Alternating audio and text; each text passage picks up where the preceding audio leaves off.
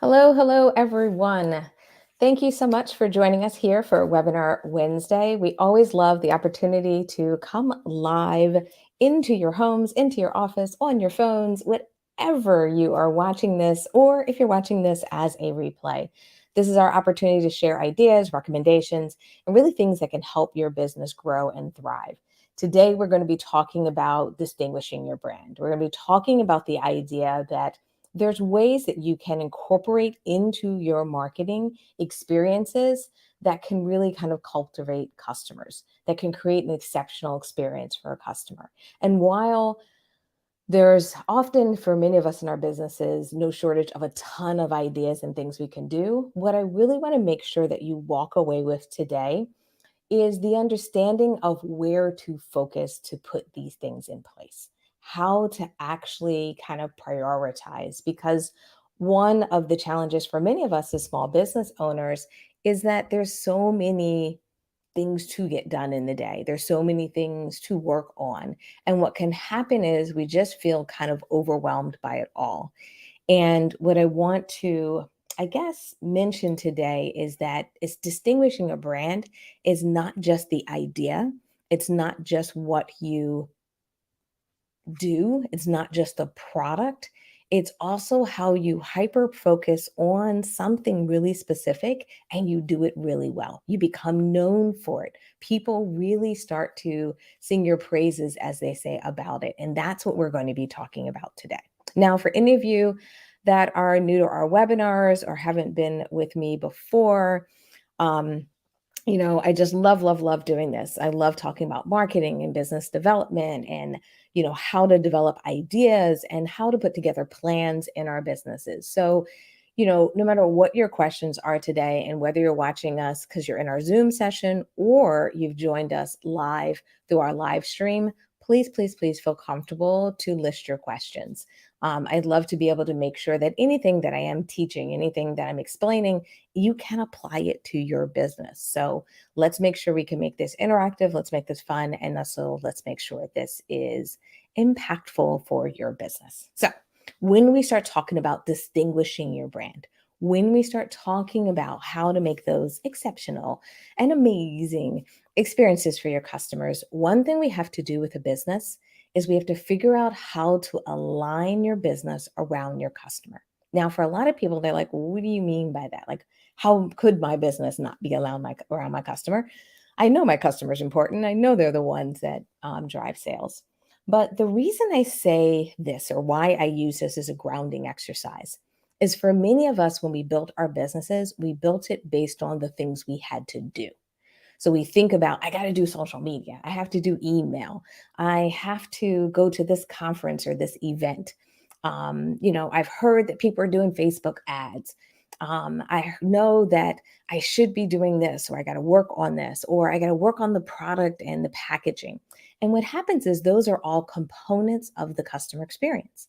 But what I want to make sure you're doing is while some of your activities, maybe within email marketing, maybe within social media, maybe within those channels, the reality is that's not how the customer experiences buying. A customer goes through a customer journey, and their customer journey is not social media. Their customer journey is not email necessarily. Those are just the tools that support them along that journey. So, what we have to make sure is that when you're looking at your business and you're looking at how to make your business stronger, better, more impactful, what you think about is what is their journey that they're on, and how do I better support them on that journey? That's what starts to make a shift in your business, in your marketing, in the activities you're doing, because we're not just looking at it from a tool basis. Now, I know sometimes that can feel confusing because it's like, well, I'm on social media. Aren't I really helping them?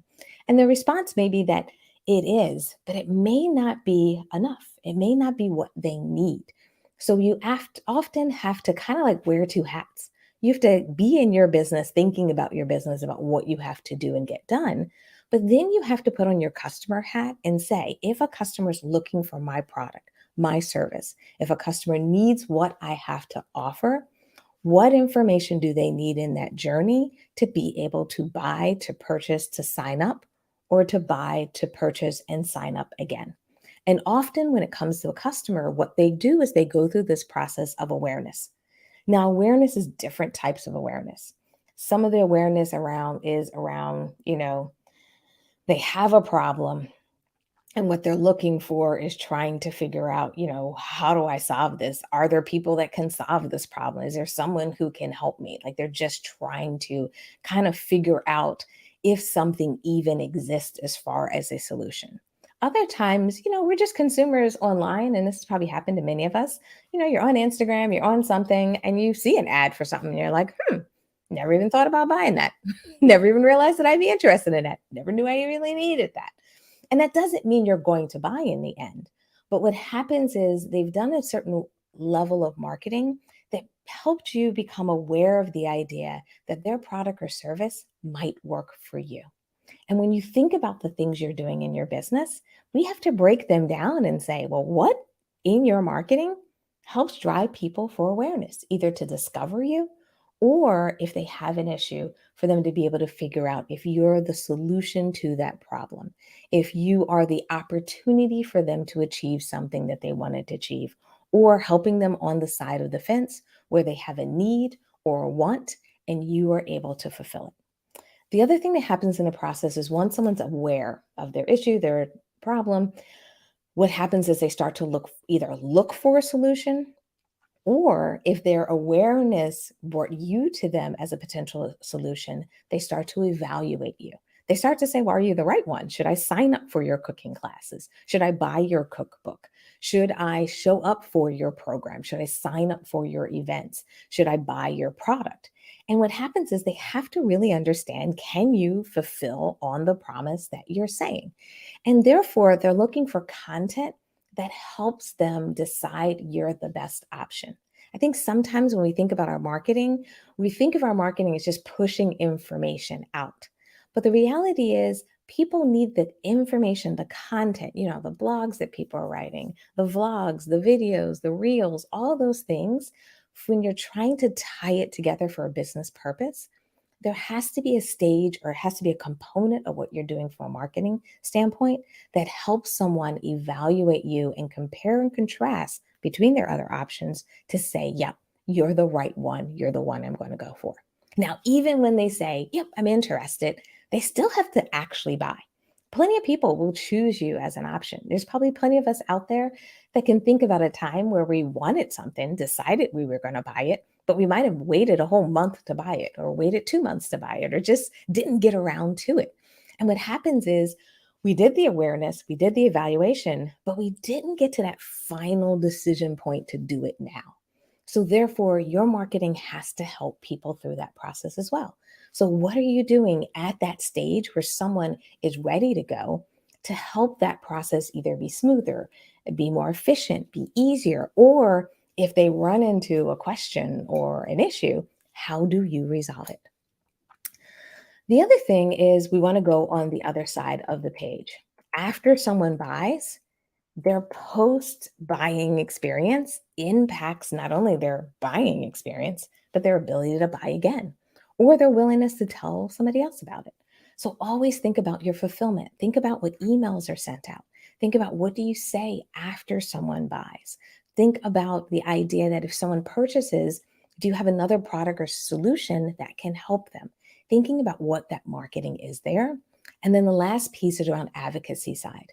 If you want your customers to be out there telling the world about what you do, then we need marketing, we need materials, we need a way to support that advocacy. Yes, it's great to say, I love word of mouth marketing. That's good.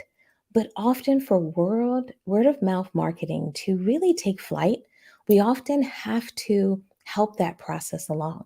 And that means setting up a process so you can capture testimonials, setting up a process where you can gather feedback, setting up a process where you actually share your feedback. Because for many people, they gather it, but they never share it with the world. They don't even put it in their email marketing, as an example. So I want to make sure that when you're thinking about your business and you're thinking about this process of distinguishing your brand, what I want you to do is pick one of these areas to focus on. Now, yes, could you focus on all of these? Could you work on different little tweaks in each area? Yes.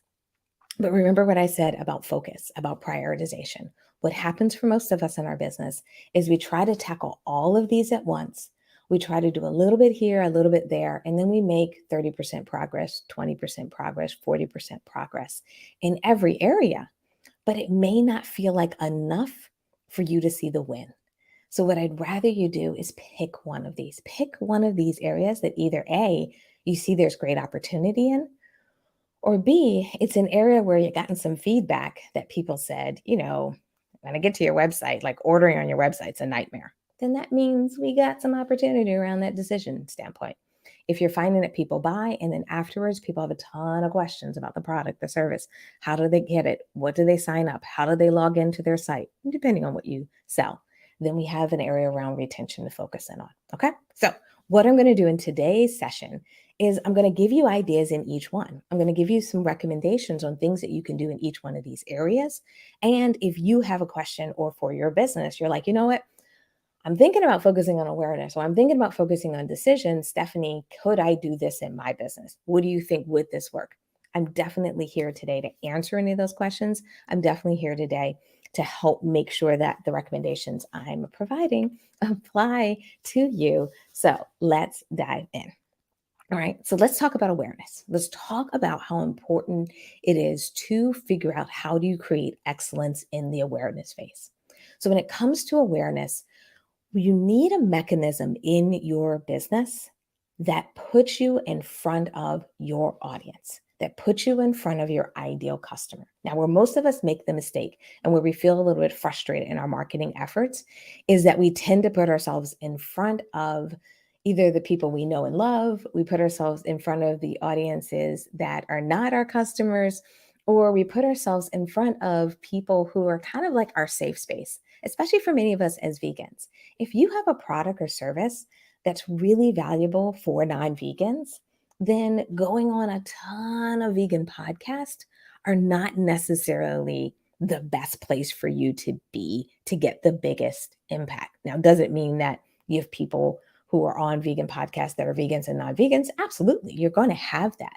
But when you want to distinguish yourself, when you want to show your expertise, when you're trying to make sure that people understand that your service for their challenges, sometimes you have to be in places where the people that have the challenge that you can solve, they hang out, not just the places that we hang out in, as an example. So I want you to start thinking about what can you be doing differently in your marketing that drives that awareness. Now, for most people, when I say like interviews and talks, people are like, oh yeah, I can talk. I mean, I can get on stage, or people are like, things have changed. Obviously, things have changed from everything that's happening in the world, and there's not as many speaking engagements. But what I'm talking about now is less about stacking up the deck around how many places you're talking.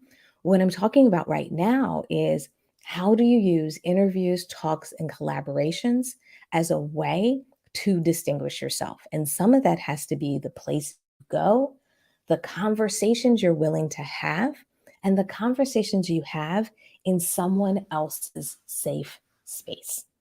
And therefore, there may be conversations that are a little bit, you know, divisive. There may be a little bit of conversation that's a little bit has some tension around it. And I don't mean I want you to, as a vegan, you're going on the Rancher podcast and having that debate or discussion. That's not what I'm necessarily saying.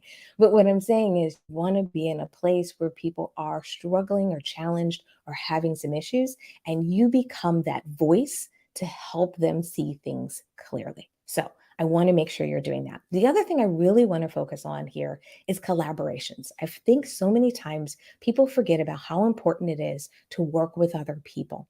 We all say we want to collaborate and help each other, but we're like, how do we do it? And one thing I really, really love is when you think about social media has these great tools, especially Instagram, I'm going to use as an example today, where you can collaborate with other people, where you can co-post on each other's page. You can share content between each other.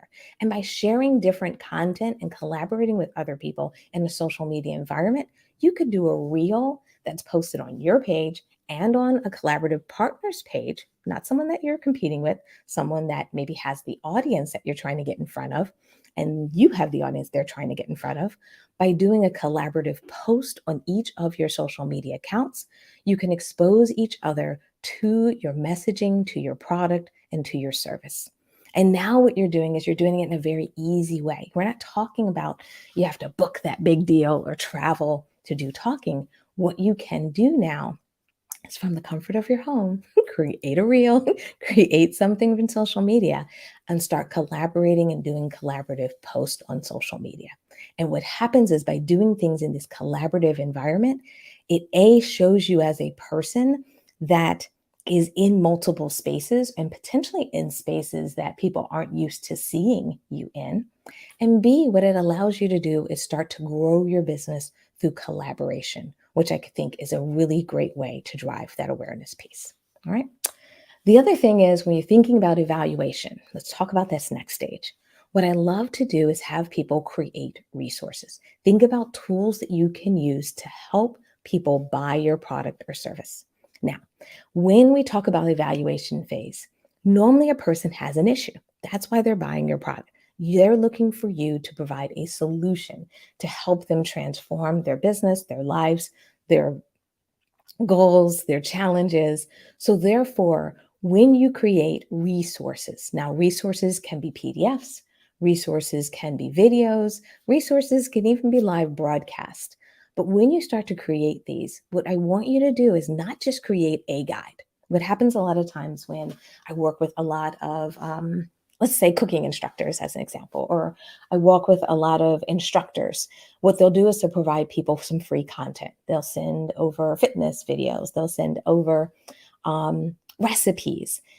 But what I always want you to do is not just provide information, but provide information that's number one, timely, but provide information where the next logical solution is for them to buy your product. So if you sell cooking classes, giving away recipes does not necessarily tell someone to come to a cooking class. Recipes are a kind of resource for a person that wants to buy a cookbook. Because what they're doing is they're testing your recipes, they're seeing if they like the way you do it, they're seeing if they like your techniques, your tips, and so forth. And then they're buying the book because they're saying, I want more of what you provided to me. So, what you want to make sure is when you are setting up what you're giving away, what resources you're giving, it has to be a resource that if someone says, I want more of it, what they want more of is what you sell, what you are promoting. So, if you're going to be doing cooking classes, then what you want to give away is something that's around teaching techniques. And they can be techniques that you further explain in a cooking class. It's techniques that you maybe teach in a larger scale or maybe more detailed level in your classes, but therefore what you give away should be a glimpse into some of those techniques, some of those things that are resource savers, some of those things that help people maybe hack and use things in unique ways, or maybe helping people cook faster, more streamlined, cook for larger parties, families, vegans, non-vegans, blah, blah, blah, blah, whatever it is, the type of classes you offer. So please, please, please make sure your things match up, no matter if you're a coach or if you sell a physical product. I use this a lot when I tell people about when you buy makeup. You know, it's great to get makeup and see beautiful pictures, but the reality is if you teach someone how to apply the makeup for different looks, if you teach someone how to use the product, then they're more likely to buy more of the vegan makeup because they've seen how to get the results that they want. So therefore, that's what I want you to do is make sure that the content, the materials, and the things you're putting out. And I use these as two really good examples because I really like how the medical medium, what he does is he does a lot of video content and goes into a lot more detail. He sends them out in his email. I think he does something that's very clever. He's like, don't share this link outside of the newsletter, making it very, specific to the group, making it feel slightly exclusive, saying that, watch this, exclusive for the newsletter. So it makes it sound like people on their list are the key people who are getting this great information. And in this email, he normally has a video at the top that he's featuring, has a watch now button, and then below it, he has his book. So therefore, if you watch this and you like the video, the idea is the video is a nod to the content in the book. So therefore, you'll more likely go back to that email and probably buy the book because in that email, and I just didn't have space here to show you the bottom of the email, He'll just have photos of his book, a little bit of explanation about it, and then an option to buy it. And that's what I want you to do. I want your content to link. When you're building out your emails, it's not just about email marketing at this point. It's really a question of how is your email helping support people through that evaluation phase? So therefore you have the video, and then whatever your product or service, that is the next logical step after watching that video would be in that email. And people are going to be more likely to convert and more likely to respond based on the information that you provided. Okay. All right. Now, let's talk about the decision process. Now, I'm going to talk about a couple of different decision process for a couple of reasons. I know for some of us, the decision is more around proposals. It's more around discovery calls. For some of you, you're doing coaching and you're offering services. And when you have a service-based business, the decision process is a little bit different than maybe more in a point of sale or if someone's just going on your site. So we'll talk about two of those options here. All right. So I see one of my bullet points didn't get updated, so ignore that. I'll talk through it. I think maybe I deleted the wrong slide. All right, so decision. Here's the thing. When you're a coach, when you offer a service, when you provide kind of support, where you have the opportunity to make your customer experience very different is between that discovery call phase, so meaning that phase where someone maybe gets on a call with you to talk about your services, all the way up to proposal. Now, for some of you, you may not do that discovery call. Maybe someone just requests a proposal. Or maybe for some of you, you don't really have a whole process in place. What tends to happen is people just jump on your website, send you an email and say, hey, I'd like to work with you.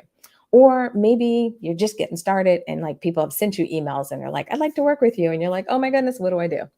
So the key here is to sit down and come up with some standardization.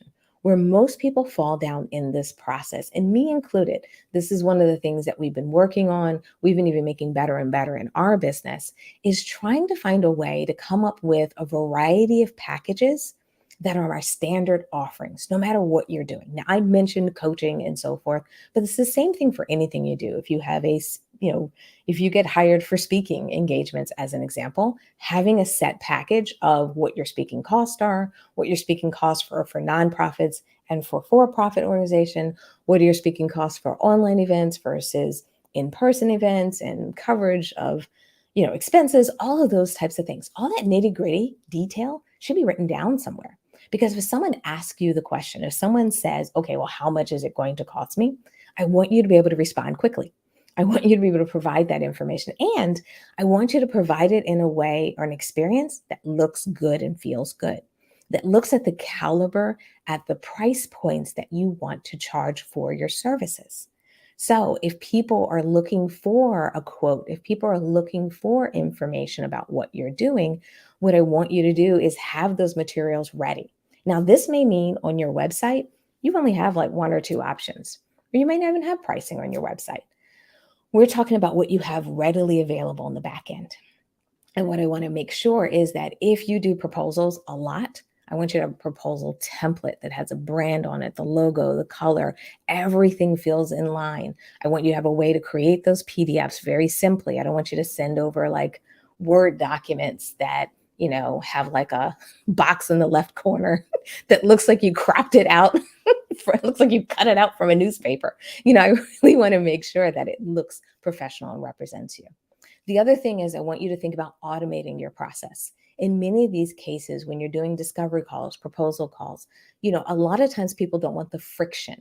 If you're going to be working with somebody for 6 months, you're going to be coaching them for 6 months, set up some automated systems so that people know, and this is something that, well, you wouldn't turn it on until after the decision phase, letting people know that you make it very easy for them to pay, make it very easy for them to maintain or stay active can make a difference. Because for a lot of people, they don't want the friction of like, oh, well, I'll send you a PayPal email, I'll do this, I'll do that.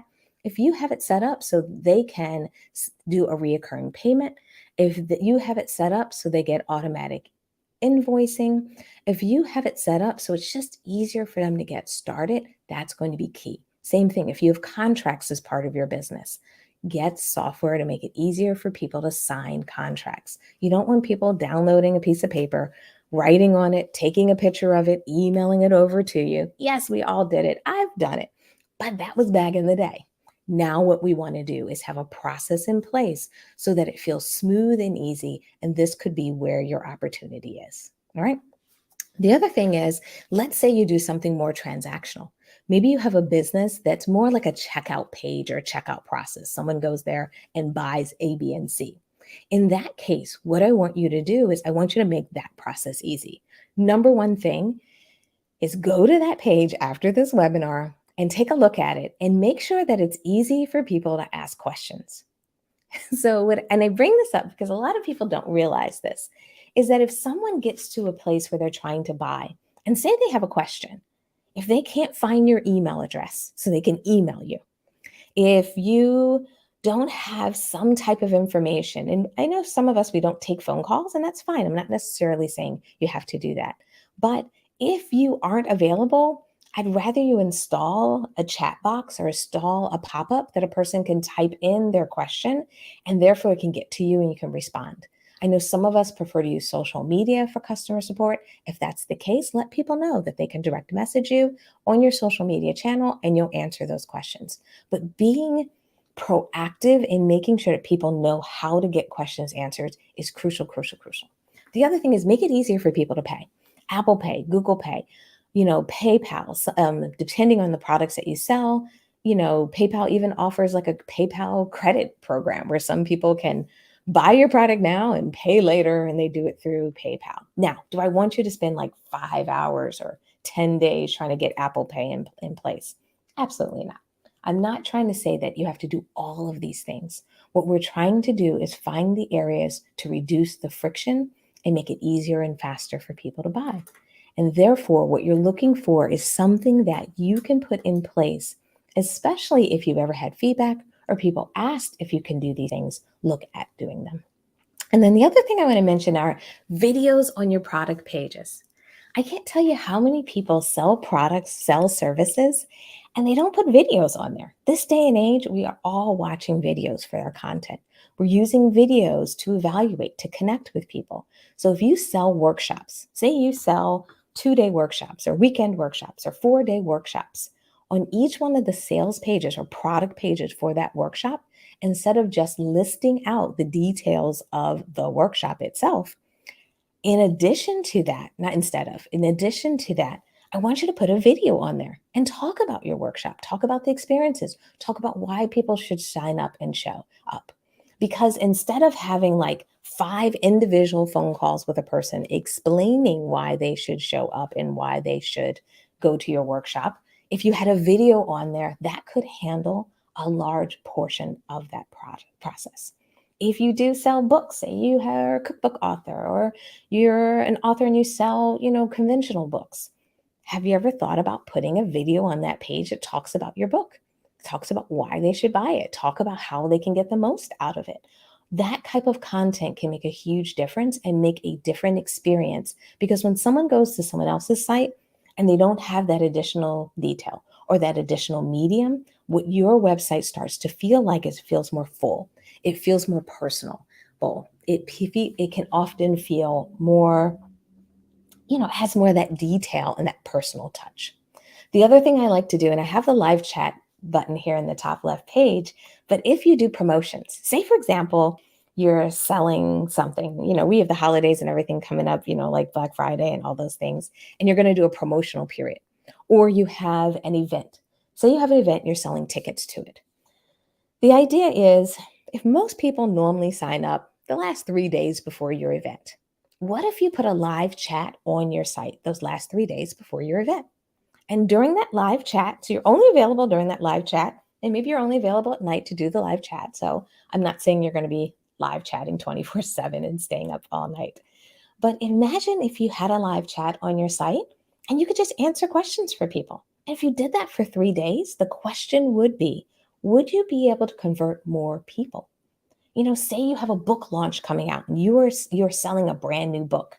And if your book is coming out on ABC day or your release date, maybe the couple of days leading up to your release date, maybe just the day of your release date, maybe 2 days, the day of your release date and the day after, if you hosted a live chat and just answered people's questions, especially if you sell the books on your site, that would be a great way to distinguish your selling process, a great way to make that decision process a little bit different.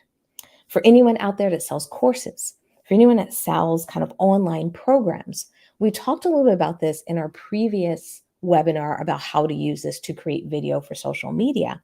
But I also love this as a great video to help people make a decision about their product or service, is to use software like Loom, and there's a ton of them out there. I just like Loom a lot, and use it as a way to teach and train. So say, for example, you have a program, maybe you have a fitness program. If you have a fitness program, why not do a quick video and walk people through all the video content you have online to say, hey, this is your portal. This is where you log in. This is how you get access to your video. This is how you get all of your information. If you have anything that's a membership type site, setting down and creating a screen share video that walks people through it will help them make a better decision, because now they can see what's behind the curtain. Now they can see what's on the other side of what you're doing. All right, we're going to talk about retention. I think it's super, super, super important when you sell a product that you do something after they sell. Like, what do you put in place? So after someone buys, do you send out automated emails?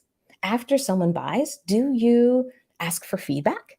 Do you have confirmation emails? All of these things can really matter. And I'm using an example here. This is my newest experiment and fun thing that I'm doing, where I'm doing some like testing. This is a company that allows you to do like at-home testing.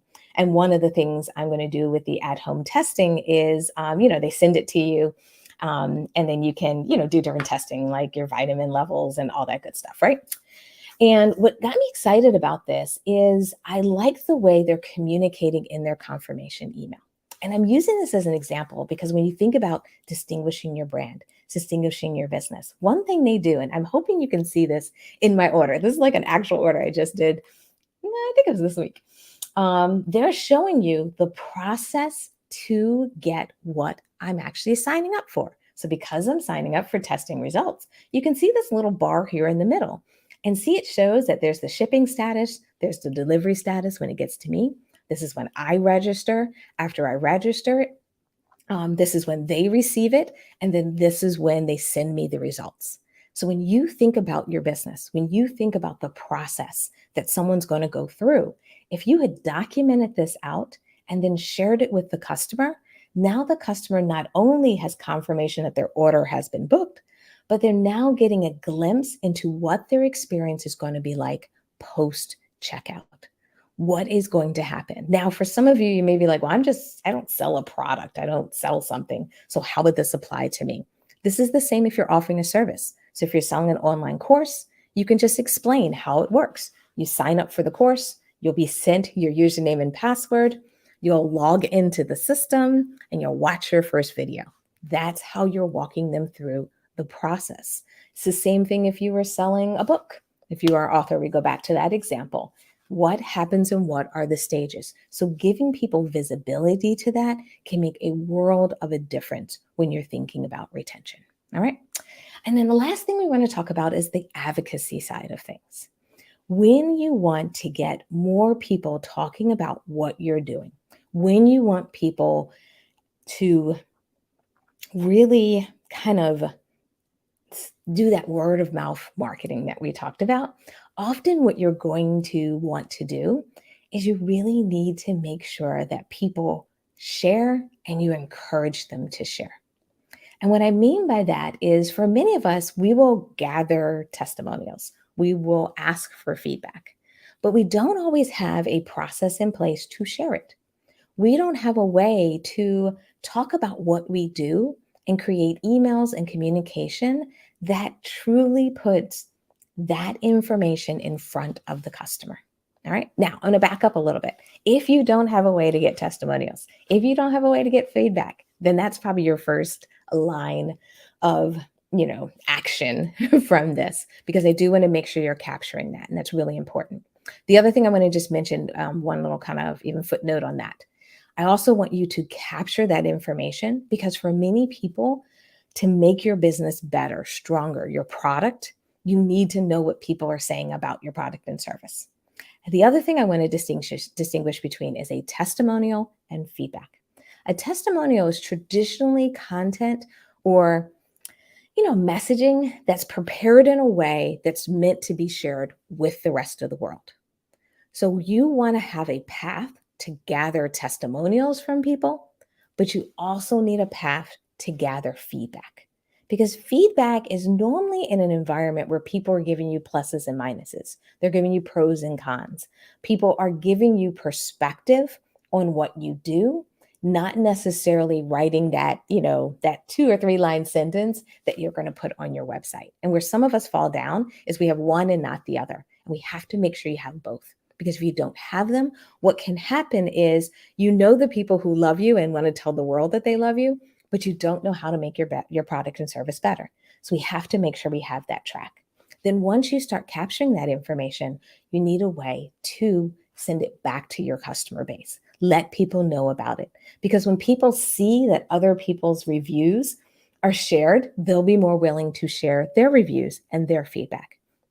If people see it, they're more willing to share it because that social kind of feedback helps people buy, helps people join, helps people take action. So I highly recommend that you think about putting together those emails. And I love this because this is a company that sells travel clothing. And it's kind of interesting. I discovered them for a totally different reason. And what they're selling is the idea is that when you travel, you should be comfortable, but you also want to look comfortable and also look good. You don't want to be just traveling in like pajamas, as an example. So what they do is there are certain materials that they use in their brand, and there's certain kind of styles and things like that that they normally prepare so that people can travel and still look good and so forth. And what I really love about what they do is they share not just the reviews, but they share a travel story around their product. Because since their product is not just pants, they're not just shirts, they're not just, clothing, it's how you travel in it.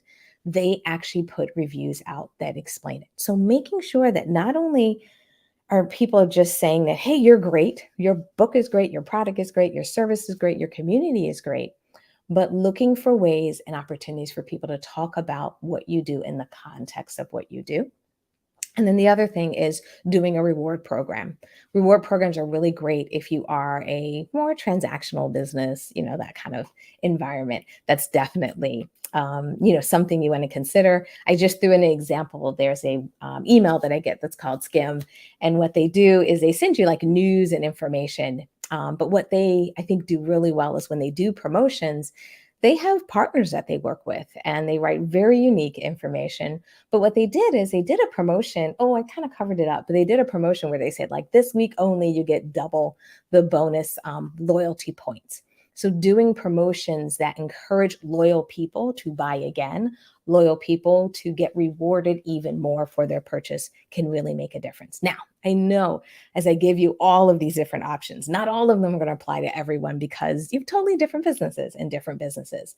But what I was hoping I did today, and you know what, I'm just going to go back to the top slide for 1 minute, is what I'm hoping I did today is kind of demonstrated for you the idea that if we have all these areas in the customer's journey, if each one of these areas are what it takes to get a customer to go from learning about your business, your brand, your organization, all the way through not only purchasing or participating, but potentially advocating that other people join, that there's opportunity at each one of these stages to create a moment of excellence, to create a moment of reducing the friction or a moment where you can make your marketing even better. All right. So this is what we're going to do. We got a few minutes left for my folks who are in Zoom. What I'm going to ask you to do, my folks in Zoom, I want you to start percolating. I want you to start thinking about what we talked about and thinking about these stages of your customer journey. And what are some of the things that you are thinking about doing to enhance it? What are some of the things that you might consider to distinguish your brand? And what I'd love to do is have a quick discussion in our remaining now 9 minutes about what you would consider doing, what you have questions about, because I want to make sure I field those answers and I'm able to provide you with something as you walk away from today's webinar that you can really act on and that you can use in our business. So while I'm doing that, I'm just going to say goodbye to our live streaming folks. Thank you so much for everyone who has live streamed with us today. It's always great to see you. It's always great to see the comments. Sorry, I missed a couple of them. I'm looking at them right now. It looks like they're just comments, so no quick questions. So I think we're good there. But if you do have a question, if you watch this replay later on, if you watch this on our website, always feel free to reach out to me. Always feel free to send me an email, because what can happen at times is, I'll maybe stir up an idea, or I may, say something that you're like, I hadn't thought about. And then later on, you may have a question. So, what I'm going to ask you to do is, anybody in my Zoom session, hang tight, hang out there for a minute. I'm going to come over there so we can talk on screen. And everyone who's watching us as a live broadcast, we're just going to log off for now. It was great seeing everyone. It's great to see your comments. Thank you so much for being interactive and giving me some great emojis during this session. And we'll see you in the next one. Bye, everyone.